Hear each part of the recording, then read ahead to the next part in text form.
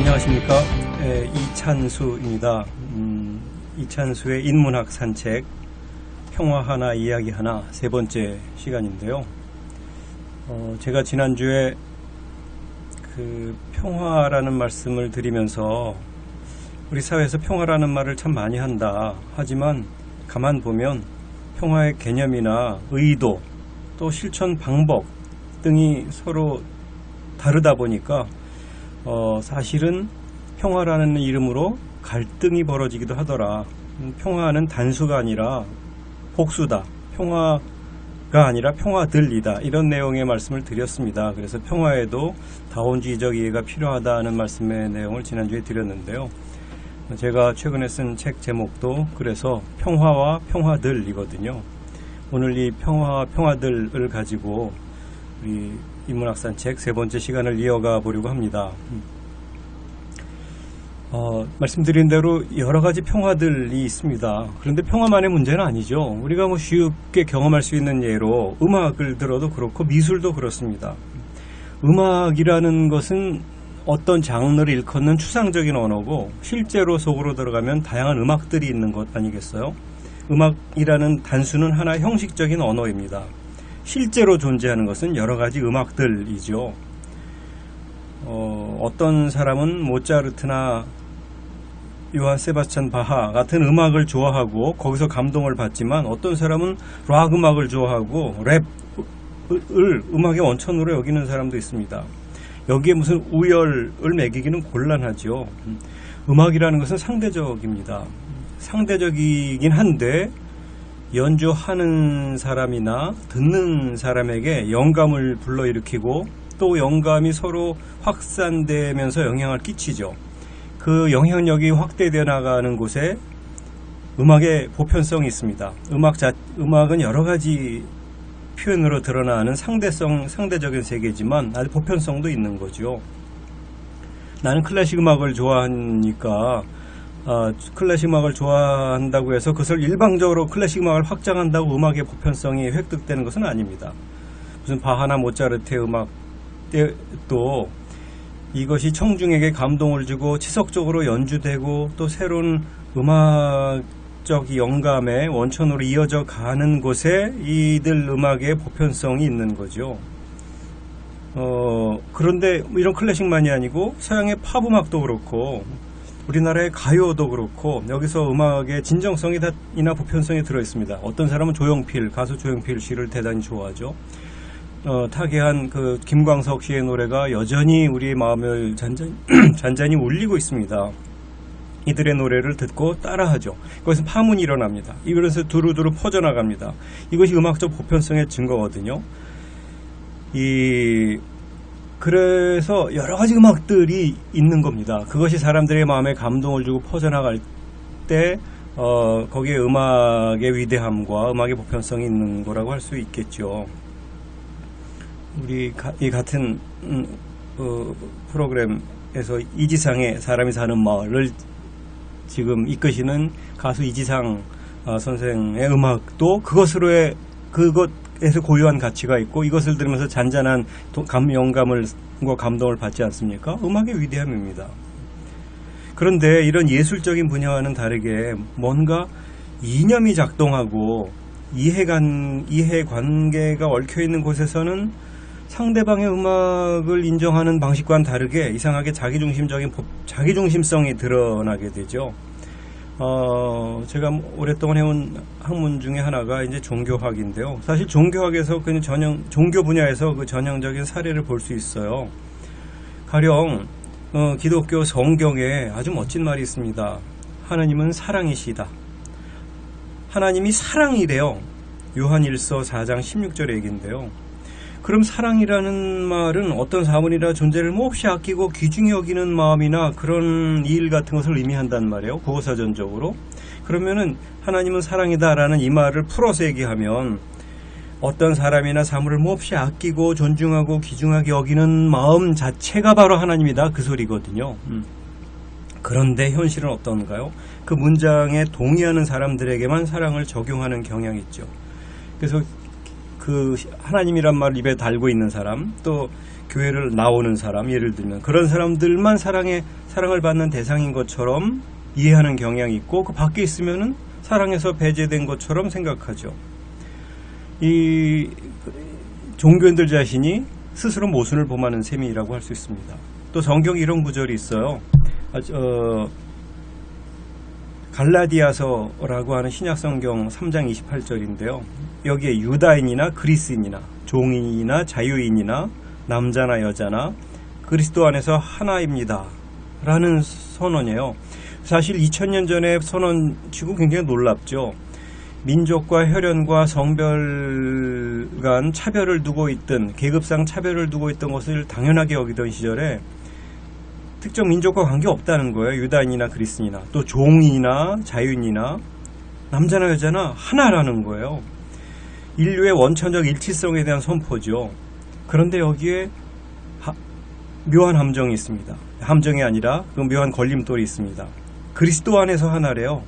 이 말을 제대로 풀면 이 예수를 그리스도로 믿는 사람들은 성별과 민족성과 차별, 계급과 다 넘어서 하나됨을 믿고 그대로 따른다, 이런 뜻임에도 불구하고 이상하게 그리스도 안에서라는 수식어를 내세우면서 현실에서는 그리스도 밖에 있는 사람들을 차별하는 경향이 있죠.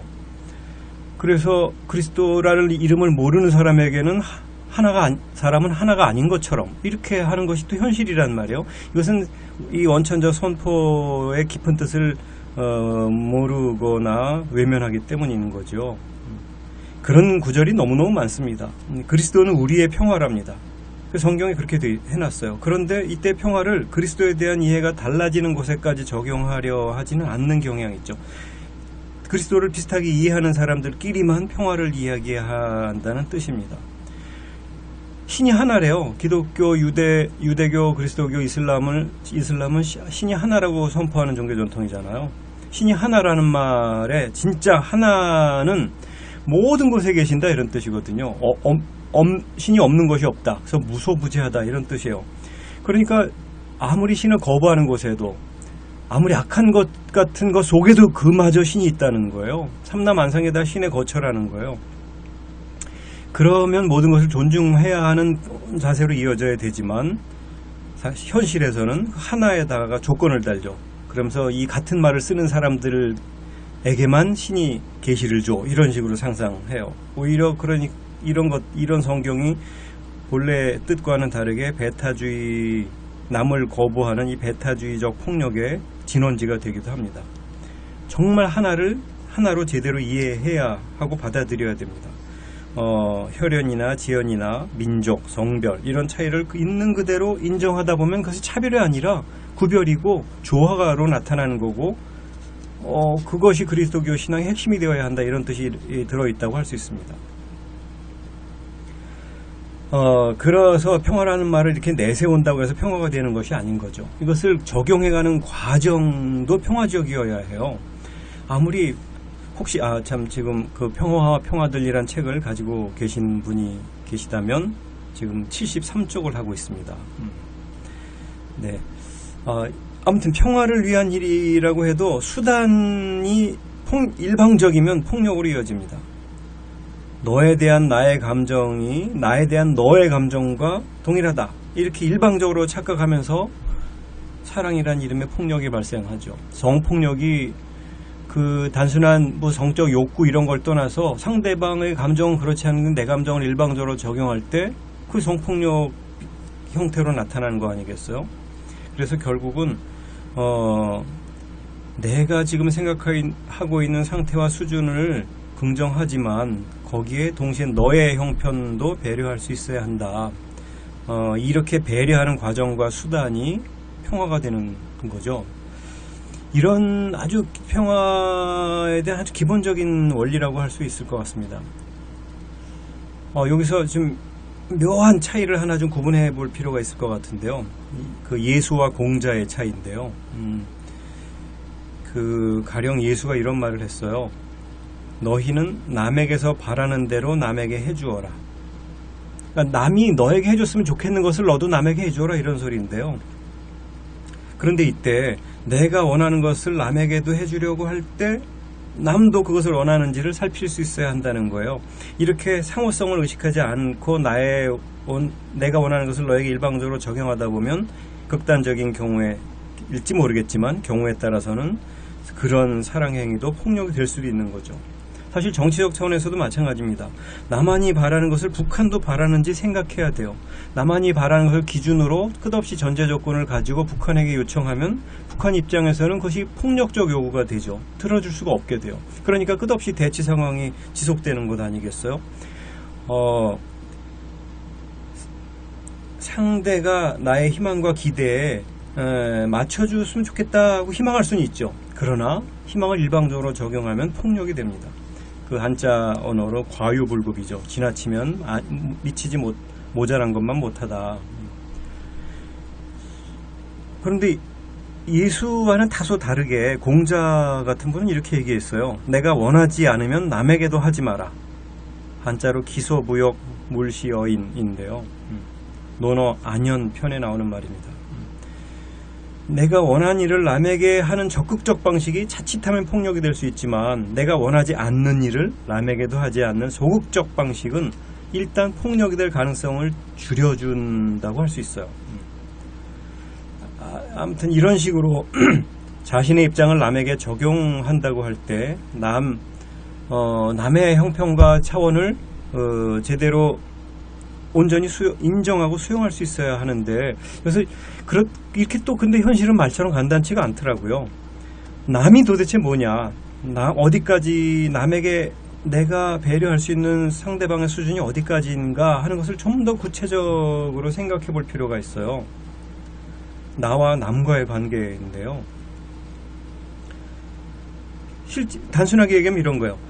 전혀 모르는 개인이나 집단을 자기 가까운 가족이나 친한 사람과 동일하게 대하기는 힘들잖아요. 남의 불치병보다 내 손톱 밑에 가시가 더 다급해요. 그 현실이죠. 그러니까 다 자기중심적으로 판단하게 된단 말이에요. 자기를 기준으로. 사실 이것이 가만 보면 사회적 평화, 거창한 언어로 세계적 평화가 어려워지는 아주 단순한 이유입니다. 그 라이놀드 니버라고 하는 기독교 윤리학자이면서 국제정치학자가 있어요. 이 사람이 1936년도에 낸 책인데 도덕적 인간과 비도덕적 사회라는 책이 있어요. 우리말로도 번역이 되어 있습니다. 쉬운 책은 아닙니다만, 그래 오래된 책치고는 여전히 유의미한 것 같아요. 요지는 그겁니다.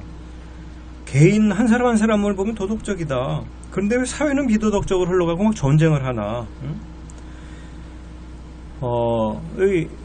그러니까 개인이 서로를 도덕적으로 대할 수는 있지만 개인들을 몇 단계 건너가면 나의 책임이 좀 사라지면서 도덕성의 강도가 약해져 간다. 그래서 집단과 개인은 아주 다르다. 뭐 이런 얘기를 하려는 거예요. 이때 조금 이 서양적 맥락에서 도덕성이라고 하는 것이 뭔지를 정리할 필요가 있을 것 같은데요.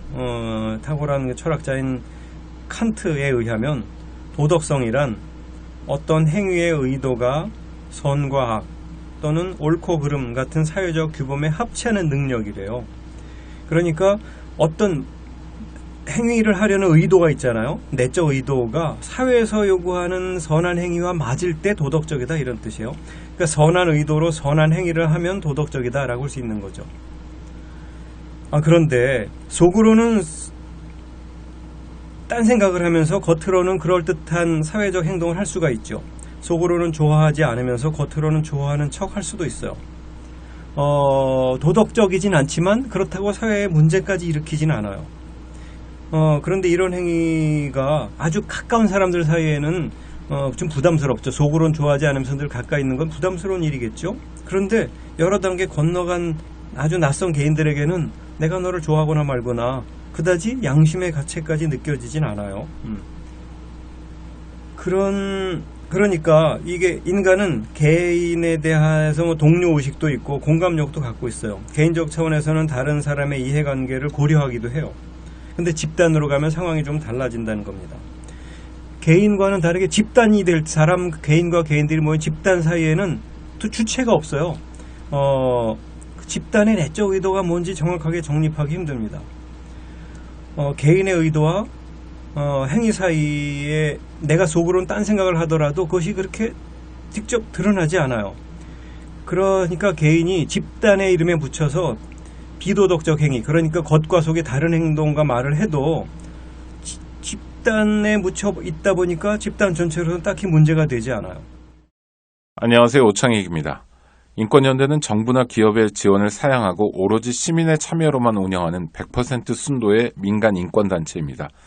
1999년 창립 이래 한눈 팔지 않고 오로지 인권운동에만 매진해 왔습니다. 인권연대 회원으로 참여해주세요.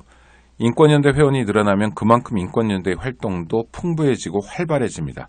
인권연대 회원 가입은 인권연대 홈페이지를 참고해주세요. 감사합니다. 또 그 개인에 대해서는 책임을 묻기도 곤란해요. 사실 우리가 인터넷상에서 이 악플들도 난무하잖아요. 왜냐하면 개인은 숨어있기 때문이죠. 그리고 악플이 막 펼쳐지는 이 집단적 세계는 이게 인터넷이란 이름으로 그냥 그런 식으로 막 흘러가요. 그 집단의 주체라는 것이 모호한 거죠. 그 모호성 속에 싹 숨어서 개인의 도덕성을 감춰놓다 보니까 결국은 사회가 비도덕적으로 흘러가는 것이라고 할 수 있습니다. 그러니까 비도덕적 집단 안에 자신의 도덕성을 싹 숨기고 자신의 책임은 면제받으면서도 집단의 비도덕성에 합류하는 거죠. 이 사실 사회가 폭력화하는 그리고 폭력이 구조화하는 아주 근본적인 이유가 바로 이런 데 있다고 할 수 있습니다. 그런데 이렇게 그 개인이 집단 안에서 익명화, 이름이 숨겨져 있을 때 더 비도덕적 행동을 하게 되는 이유가 뭘까 한번 생각해 볼 필요가 있어요.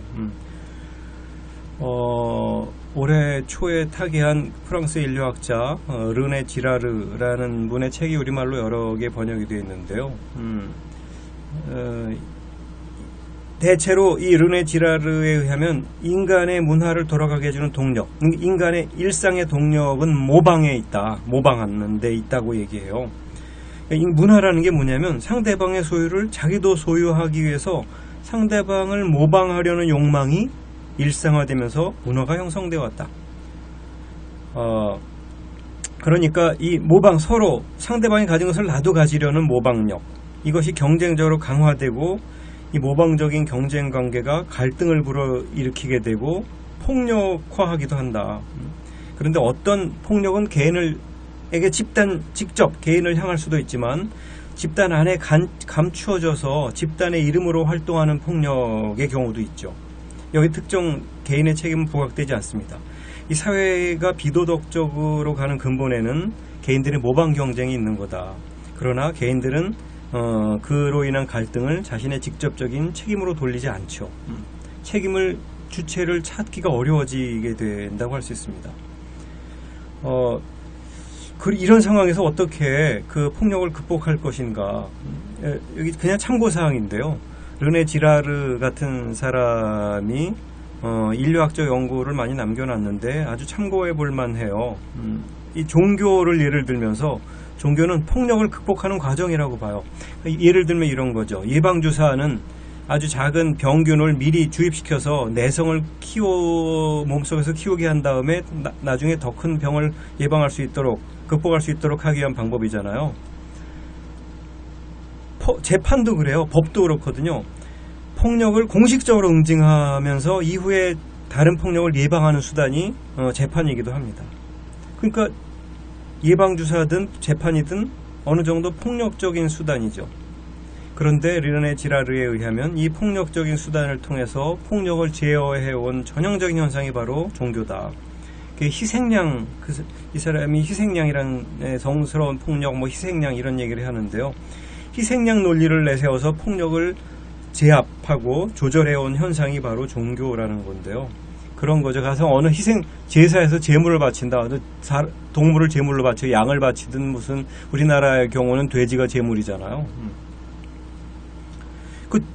그 양이 아무런 이유 양이 왜 희생 제물이 되어야 되는 거죠? 돼지가 왜 희생 제물이 되어야 되는 거죠? 인간의 욕망을 정당화시키는 과정에 정말 희생된 거죠. 그러면서 그 제물 입장에서 볼 때는 그 폭력을 당하는 거예요.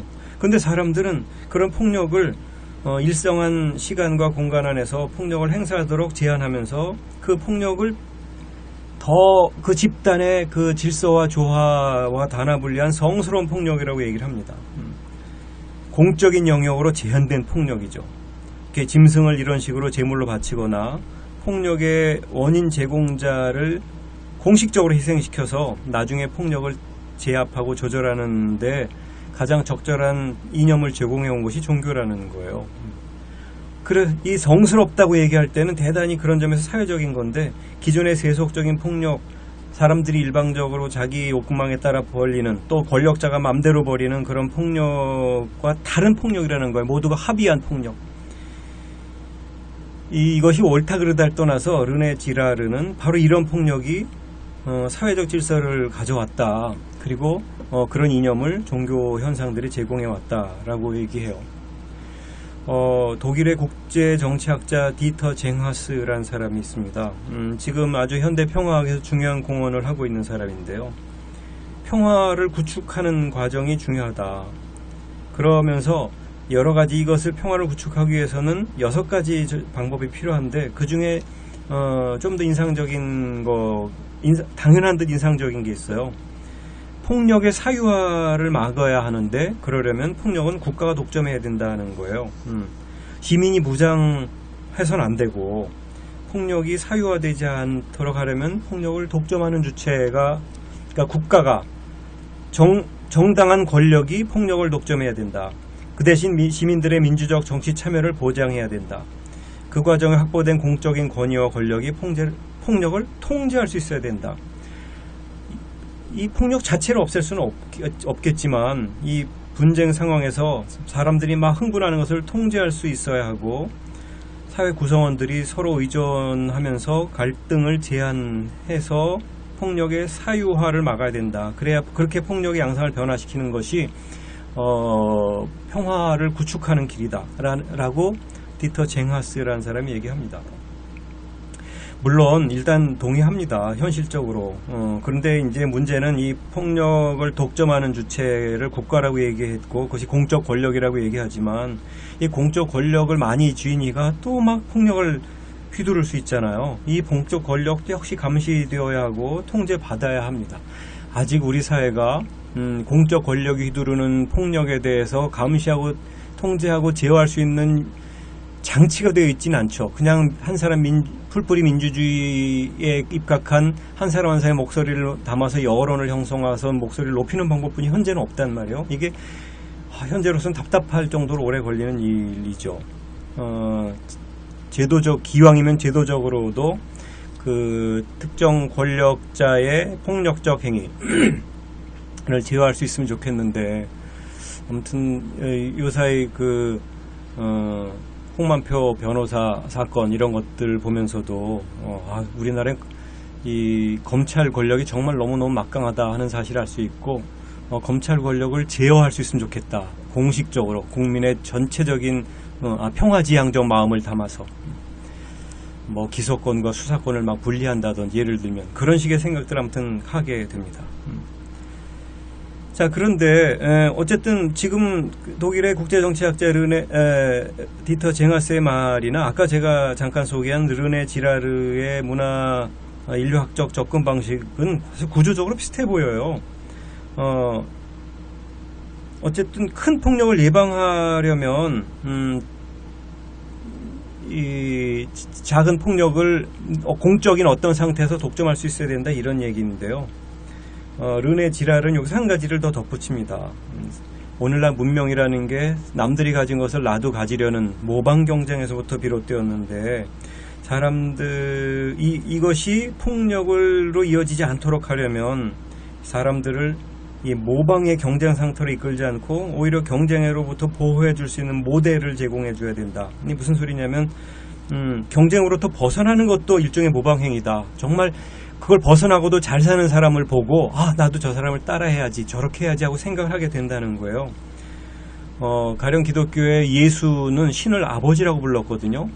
아버지는 굉장히 친근한 생명의 근원에 붙여진 이름이에요. 그런데 당시 사람들이 신을 거룩하게 여기고 함부로 입에 담지도 못하던 시절에 예수는 신을 아버지라고 불러요. 너무 친근하게 대하는 거죠. 그런 식으로 그러면서 아버지다움, 생명의 근원자, 생명을 살리는 이 다운 행동을 예수가 하죠. 그런 것처럼 예수가 그 제자들에게 자신을 모방하라고 얘기한 적이 있어요. 이것은 사실은 일반적인 의미의 그런 모방적 경쟁으로부터 벗어나야 한다는 요청이라고도 할 수 있습니다. 사실 중요한 거는 이런 거죠. 실제로 폭력을 줄여야 한다는 겁니다. 제가 오랫동안 서구 평화학에서 얘기해온 그 평화에 대한 정의는 폭력이 없는 상태거든요. 일체의 폭력이 없는 상태를 평화라 그래요. 그런데 이런저런 책을 보면서 또 고민하면서 내린 결론입니다만, 우리가 폭력이 없어 본 적이 있었나? 인류가? 그런 적이 없다. 그런데 폭력이 없는 상태라고 규정하는 것은 너무 공허하지 않은가. 그러면서 든 생각입니다. 평화는 폭력이 없는 상태가 아니라 폭력을 줄여나가는 과정이다 라는 거였어요. 정말 중요한 것은 폭력을 줄여야 한다는 거겠죠. 그런 점에서는 그 디터 쟁하스의 이론이나 르네 지랄의 이론도 폭력을 줄이는 과정적 차원에서는 의미가 있다고 생각합니다. 그리고 실제로 그럼 인류가 폭력을 줄여왔나? 한편으로 보면 줄여오기도 했어요. 긴 안목에서 보면은 이런 거죠. 가령 옛날에는 부모가 자식을 낳으면 자식을 마치 부모의 재산처럼, 부속물처럼 여기거나 재산처럼 여기던 시절도 있었어요. 아이에게는 인격이 부여되지 않았기 때문에 영어권에서 아이는 it, 비인칭 대명사로 나타내잖아요. 여전히 인간이 아니라 사물이었던 거죠. 그런 상황에서 오늘날은 자식이 태어나자마자 하나의 인격으로 간주할 수 있는 법적이고 문화적 장치가 마련됐잖아요. 아이가 태어난 순간 그것은 부모의 것이 아니고 그 자체로 고귀한 인격이기 때문에 부모도 함부로 생명을 해할 수 없거나 폭력을 가할 수 없어요. 그 문화적으로 점점 자리 잡아가고 있어요. 이것이 사실 인류가 경험해온 확장된 평화의 사례죠. 이거는 이런 면에서는 저는 종교가 공헌한 바가 많이 있다고 생각합니다. 이 사회가 기존의 기독교 신학적 가치, 유럽을 기준으로 이 종교적 가치를 수용하며 하고 종교화한 데서 비롯되는 일이라고 할 수 있습니다. 이 장기적으로 보면 인류의 평화 경험에 이런 종교적 측면이 공헌하기도 했다는 증거기도 한 거죠. 이런 기대와 희망을 가지고 폭력을 줄여나가면 그 줄여나가는 축소의 과정이 바로 평화의 과정인 거죠. 평화보다 폭력의 경험이 인류에게는 더 큽니다.